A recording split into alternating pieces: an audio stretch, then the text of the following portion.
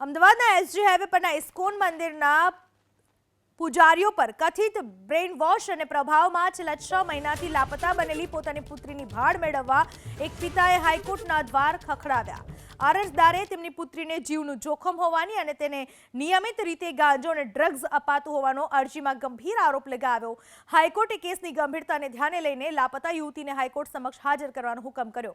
એટલું જ નહીં, હાઈકોર્ટે રાજ્ય સરકાર, અમદાવાદ શહેર પોલીસ કમિશનર, મેઘાણીનગર પોલીસ મથકના પીઆઈ અને ઇસ્કોન મંદિર સાથેના નિલેશ નરસૈયાદ દેશવાની, સુંદર મામા પ્રભુ, મુરલી મનોહર પ્રભુ, નારદ મુનિ ઉર્ફે નિર્મોહી મુરલી મનોહર પ્રભુ, અંકિતા સિંધી, હરિશંકરદાસ મહારાજ, અક્ષય તિથિ કુમારી, મોહિત પ્રભુજી મહારાજ અને કોપર્સ વિરુદ્ધ કારણદર્શક નોટિસ જાહેર કરી છે। અરજદારે તેમની પુત્રીને જીવનું જોખમ હોવાની અને તેને નિયમિત રીતે ગાંજો અને ડ્રગ્સ અપાતું હોવાનો અરજીમાં ગંભીર આરોપ લગાવ્યો। હાઈકોર્ટે કેસની ગંભીરતાને ધ્યાને લઈને લાપતા યુવતીને હાઈકોર્ટ સમક્ષ હાજર કરવાનો હુકમ કર્યો।